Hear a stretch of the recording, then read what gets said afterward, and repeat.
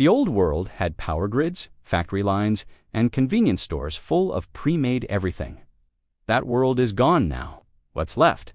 Rubble, rust, and if you're lucky, a junk drawer that survived the collapse.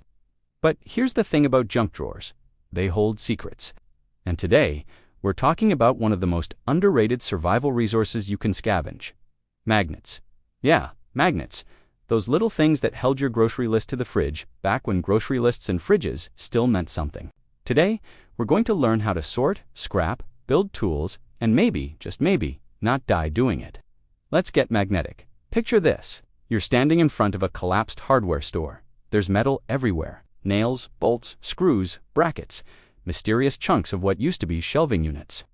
Some of it is useful, some of it is decorative garbage. And you have about 20 minutes before sunset, and the things that come with it. How do you sort through all of that without wasting time? Magnets. A single magnet can tell you in half a second whether that piece of scrap is ferrous metal, meaning iron or steel, or something else like aluminum or copper. Ferrous metals stick, non-ferrous metals don't. That simple test saves you from hauling 30 pounds of useless aluminum siding back to your shelter. But magnets do more than sort. They hold things together. They help you find hidden metal in walls and debris. They can anchor improvised tools, and in the right hands, they become the foundation for navigation, fishing, and retrieval devices. In a world without electricity, magnets are one of the few forces you can still harness reliably. They don't need batteries, they don't need fuel, they just work.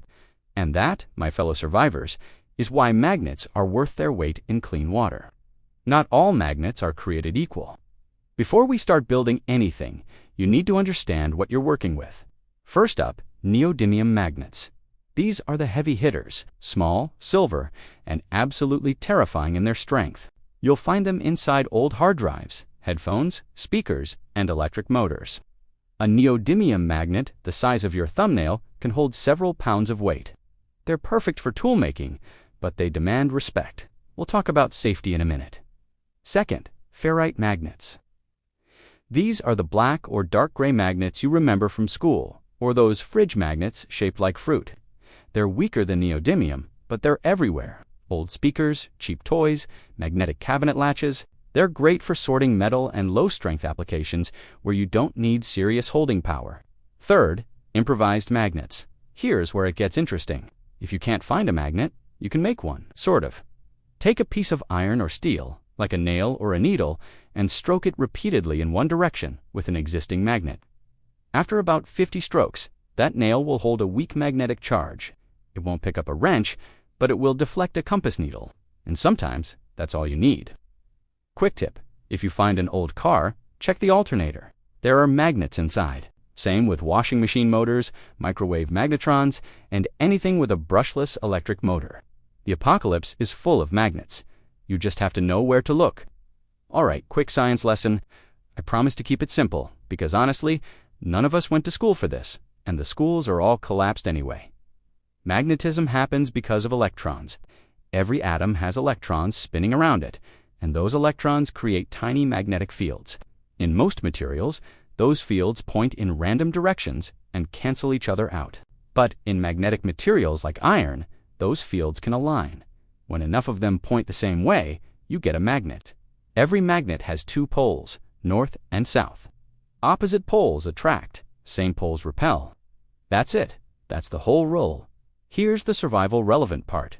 Magnetic fields pass through most materials: wood, plastic, fabric, even thin walls. That's why you can use a magnet to find hidden nails in a board or locate a metal pipe behind drywall. The field reaches through and pulls on anything ferrous on the other side. One more thing, magnets can lose their strength if you heat them too much. For neodymium, that's around 80 degrees Celsius. For ferrite, it's higher, but still possible. Don't leave your magnets next to a fire. Don't try to forge them. They'll turn into very expensive paperweights. All right, science class dismissed. Let's build something. Step 1 of any scavenging run is sorting. You've got a pile of metal. Some of it's gold, most of it's garbage. Here's how to tell the difference.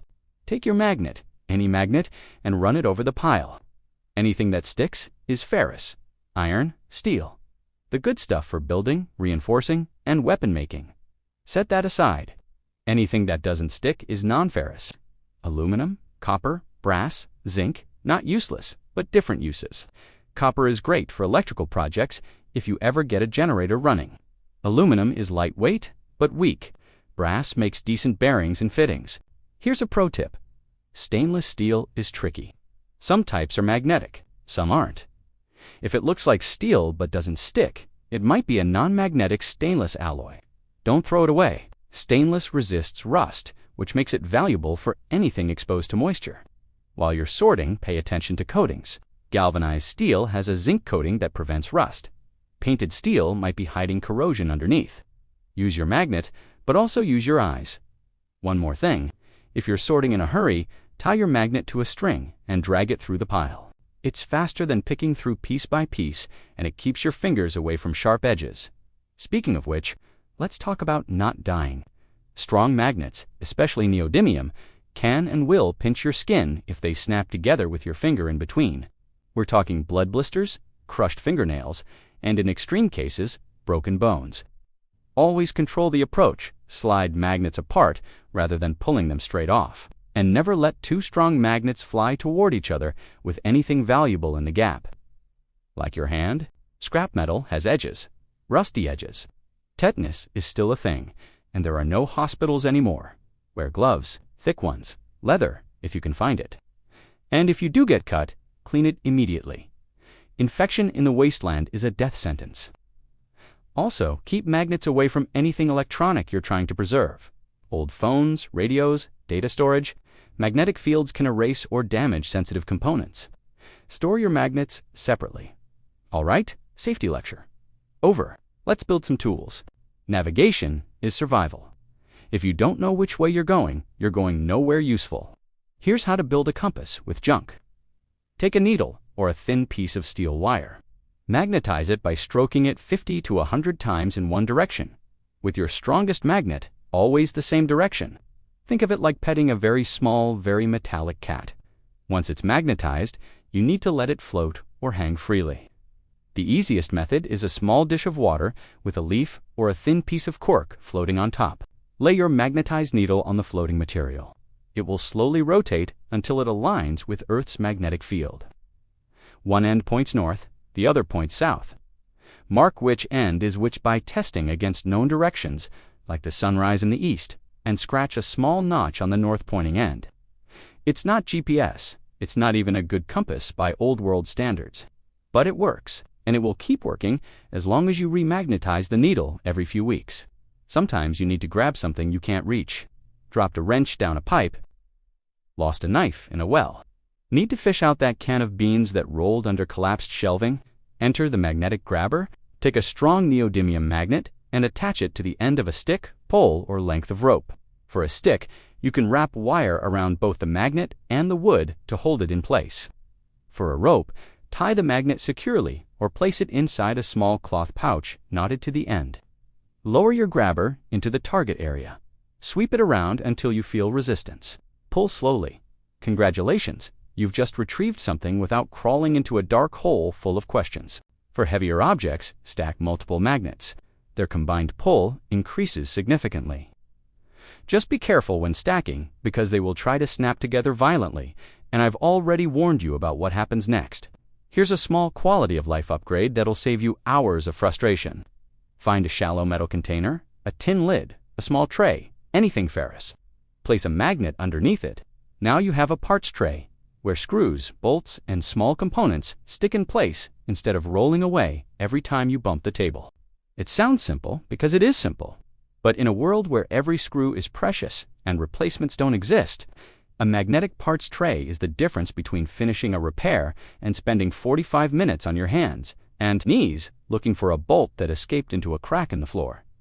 Ask me how I know. So there you have it. Magnets, the unsung heroes of post-apocalyptic engineering.